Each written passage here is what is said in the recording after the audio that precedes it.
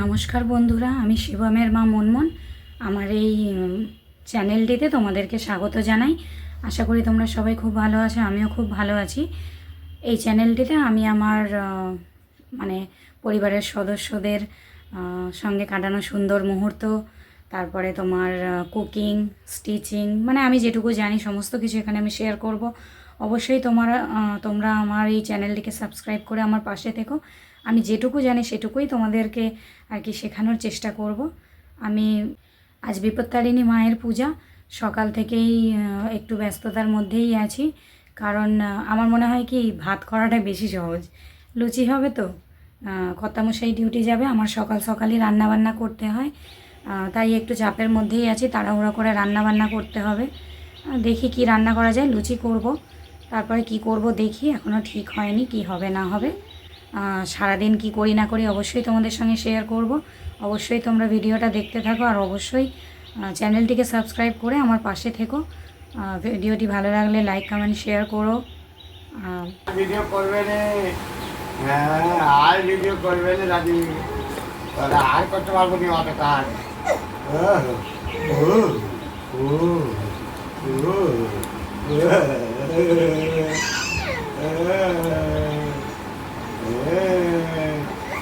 না দাও দাও দাও, প্যান্টুন দাও, প্যান্টুন পরিয়ে দিই, বাইরে নিয়ে যাবো।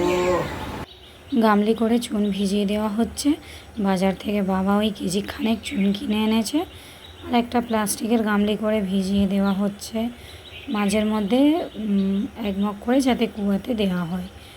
জানো তো, যখন আমরা এখানে এসেছিলাম জলটা খুবই পরিষ্কার ছিল, একদম মানে কাঁচের মতো জলটা ছিল, কোনো গন্ধও ছিল না। একটু নোনতা ভাব ছিল, মুখে দেওয়া যেত না, মুখে দিতে পারতাম না, তাই আমরা কলের জলই মুখে দিতাম। মানে সেটা নোংরা বলে মুখে দিতে পারতাম না এমনটা না, নুন নুন বলে। তো এখন এতই জলটা নোংরা হয়ে গেছে, গন্ধ হয়ে গেছে, কী যে বলবো তোমাদের, কেন যে এরকম হলো কিছুই ভেবে পাই না। তাই বাজার থেকে চুন এনে ভেজানো হলো। একবার জানো তো, সমস্ত জলটা তুলে ফেলে দিয়ে তাতে কিছুটা মানে 5 কেজি মতো চুন আমরা দিয়েছিলাম, দিতে জলটা কিছুটা ভালো হয়েছে। এখানে দেখো বাবা দেখছে যে গামলিটা গরম হয়ে গেছে কিনা, মানে এই নিয়ে আমাদের আলোচনা হচ্ছে যে গামলিটা গলে যাবে না তো, কেমন ফুটছে দেখো। মনে হচ্ছে যদি প্লাস্টিকের গামলি গলে যায় গরমের তাপে, তো সেই নিয়ে মানে মনে হচ্ছে যে হয়তো কোনো মাটির পাত্রে দিলে হয়তো ভালো হতো। বাবা আবার তুলে দেখছে যে কি হলো, গলে গেল কি না, কিন্তু না, কিছু হয়নি। পরে বাবা তুলে দেখছে গলে গেছে কি না। ঠিক আছে, কোনো অসুবিধা নেই। তার একটু বেশি পরিমাণে জল দিয়ে ওটাকে রাখা হবে। জানো তো কেন যেরকম হলো, এই জলের কারণে না আমার অনেক শখের বাসন, অনেক কিছু নষ্ট হয়ে গেছে। দেখো এখানটাতে আমি রান্না করে নিয়েছি আলুর তরকারি, ওই কাঁচা লঙ্কা দিয়ে করেছি। এখানে লুচি ভেজে নিয়েছি, কিছুটা ভাজা হয়েছে, এখনও ময়দা মাখা রয়েছে, সবটা ভেজে উঠতে পারিনি। আর ওখানে ছোলার ডাল করেছি, অনেক দিন থেকে ছোলার ডাল খাওয়ার ইচ্ছা, কিন্তু করা হয় না। কারণ একটুখানি ছোলার ডাল করবই বা কী করে, কিন্তু আজকে মানে কর্তামশাই টিফিন নিয়ে যাবে, আবার আমিও খাবো বা ও খেয়ে যাবে, সেই হিসেবে ভাবলাম একটুখানি ডাল করি, যদিও বেঁচে যায় তবু দুবার করে খেয়ে নিতে পারবো। কারণ একা আমি কত খাবো বলো। ওকে আমি টিফিন মানে খেতে দিয়ে দিচ্ছি, ও খেয়ে ডিউটি যাবে।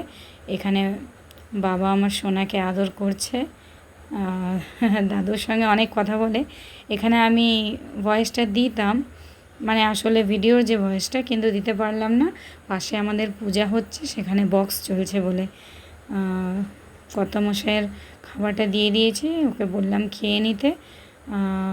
আগের দিনের জিলিপি রয়েছে, মেলা থেকে, রথের মেলা থেকে এনেছিল জিলিপি, নিমকি, আঁশফল সব কিছু কিনে এনেছিল রথের মেলা থেকে, সেই জিলিপি আছে, নিমকিও আছে। তাই ওকে খাবারে দুটো আমি প্লেটে দুটো জিলিপি দিয়ে দিলাম,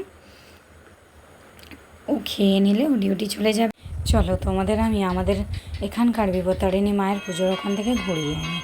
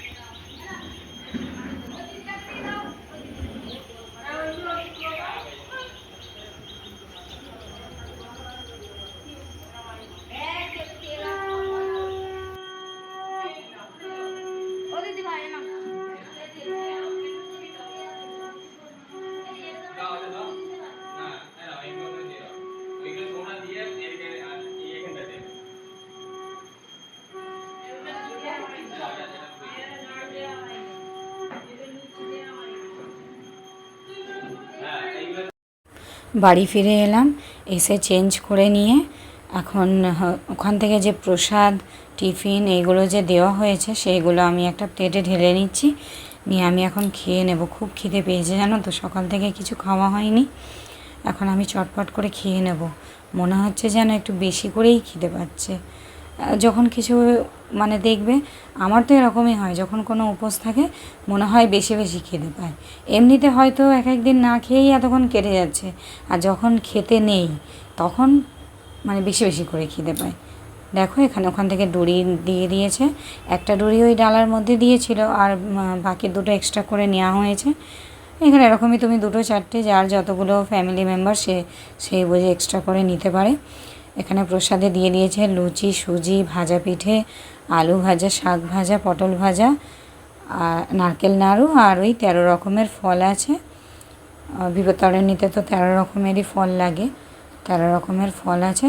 আর যে টিফিনের ব্যবস্থাটা করেছিল তাতে দিয়ে দিয়েছে 4 পিস লুচি। আর তরকারিটা ঢেলে নেব ভেবেছিলাম শুকনো, কিন্তু দেখলাম যে ঝোল, তাই একটা বাটি নিয়ে নিচ্ছি। নিয়ে আমি সেই বাটির মধ্যে তরকারিটা নিয়ে নেব। নিয়ে একটা চামচ, দেখে তো মনে হচ্ছে তরকারিটা ভালোই হয়েছে, না গো ভালো সেন্ট বেরোচ্ছে, ভালোই খেতে হবে। একটা চামচ নিয়ে নিই, আর হাত লাগাবো না, চামচ দিয়ে টুকটুক করে খেয়ে নেব।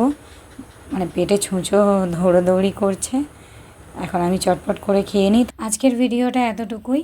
ভিডিওটা ভালো লাগলে লাইক, কমেন্ট, শেয়ার করে দিও, চ্যানেলটিকে সাবস্ক্রাইব করে দিও, দিয়ে অবশ্যই আমার পাশে থেকো, পাশে থাকা বেল বাটনটি ক্লিক করে দিও। সবাই ভালো থেকো, সুস্থ থেকো।